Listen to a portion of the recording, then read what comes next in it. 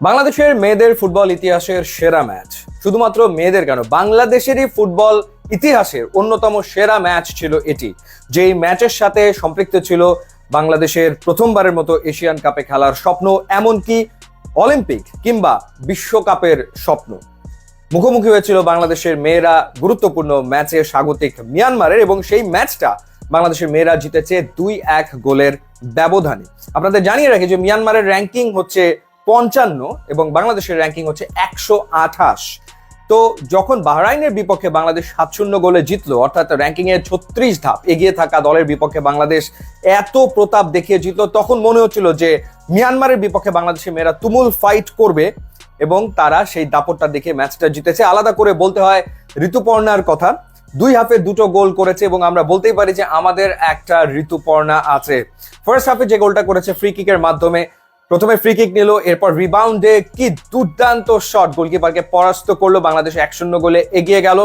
এবং দ্বিতীয় হাফে যে গোলটা করেছে, অর্থাৎ অপোনেন্টের প্লেয়ারদের কাছ থেকে বলটাকে ছিনিয়ে নিয়ে সুপার ফিনিশিং, একেবারে নিখুঁত প্লেসমেন্টে তিনি বল জালে জড়িয়েছেন এবং বাংলাদেশ 2-0 গোলে লিড পেয়ে যায়। 88 মিনিটে গিয়ে মিয়ানমার একটা গোল শোধ করে এবং ইন্টেন্স মুহূর্ত যখন চলছে তখন বাংলাদেশের মেয়েরা নিজেদেরকে আসলে ধরে রাখতে সক্ষম হয়েছে, যার কারণে এই জয়। এবং যে ব্যাপারটা প্রথমবার লক্ষ্য করলাম সেটা হচ্ছে যে প্রেসিং ফুটবল। সাধারণত মেয়েরা এরকম প্রেসিং ফুটবল এর আগে কোন ম্যাচে খেলেছে আমার তো মনে পড়ে না। যেভাবে তারা আসলে প্রেস করেছে সেই ক্ষেত্রে ক্রেডিট দিতেই হয় আসলে কোচ যিনি রয়েছেন পিটার বাটলার তাকে। এবং প্রেসিং ফুটবল খেলেছে বাংলাদেশের মেয়েরা, তারা অনেক আপলাইন ডিফেন্স করেছে এবং যার কারণে মিয়ানমারকে তারা বারবার অফসাইডের ট্র্যাপে আসলে ফেলতে সক্ষম হয়েছে। যে কয়েকবার ফেলতে পারেনি সেই কয়েকবার আসলে বাকি কাজটুকু করেছেন বাংলাদেশের গোলরক্ষক রূপনা যিনি ছিলেন তিনি। অর্থাৎ তার খেলা দেখে মাঝে মাঝে মনে হচ্ছিল যে ম্যানুয়েল নয়ারের খেলা দেখছি কিনা, জার্মানি, যিনি সুইপার পজিশনে খেলে থাকেন। আজকে রূপনা ঠিক সেই কাজটাই করেছেন, একদম সুইপার পজিশনে এসে তিনি বল ক্লিয়ার করেছেন, একবার না একাধিকবার। ওভারঅল যে ফুটবল সেন্স, ঋতুপর্ণার কথা বলছিলাম, 2টো গোল তিনি করেছেন, আরো 2টো অ্যাসিস্ট তার হতেই পারতো। শামসুন নাহার তিনি যে গোলটা মিস করেছেন ফার্স্ট হাফে, সেটা গিয়ে সাইড পোস্টে লেগেছে।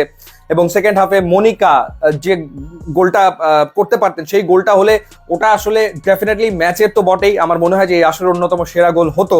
আনফর্চুনেটলি গোলটা আসলে হয়নি এবং 2টো বলই আসলে যোগান দিয়েছিলেন ঋতুপর্ণা। দারুণ খেলেছেন শুরু থেকে শেষ পর্যন্ত, একই রিদম। ওভারঅল এক সাইড থেকে, ডান দিক থেকে শামসুন নাহার সুপার খেলেছেন, বাঁ দিক থেকে ঋতুপর্ণা খেলেছেন, মাঝখান থেকে মনিকা বারবার উপরে উঠে এসছেন।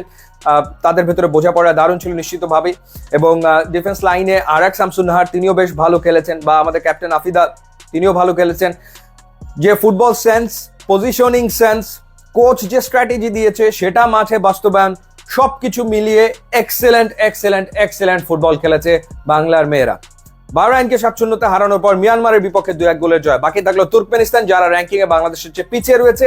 সেই ম্যাচে যদি বাংলার মেয়েরা ভুল না করে ম্যাচটা অনায়াসে বাংলাদেশের জেতা উচিত। আর জিতলেই প্রথমবারের মতো এশিয়ান কাপের দরজা উন্মোচিত হবে বাংলার মেয়েদের জন্য। অর্থাৎ ছেলেদের আগেই হয়তোবা কাঙ্ক্ষিত লক্ষ্যে পৌঁছতে চলেছে বাংলাদেশের মেয়েরা। অনেক অভিনন্দন জানাতে চাই বাংলাদেশের মেয়েদের, এবং অভিনন্দন জানাতে চাই ঋতুপর্ণাকে। ইউটিউব, ইনস্টাগ্রাম লিঙ্ক আছে, যোগ দিলে খুশি হবো। And thanks for watching.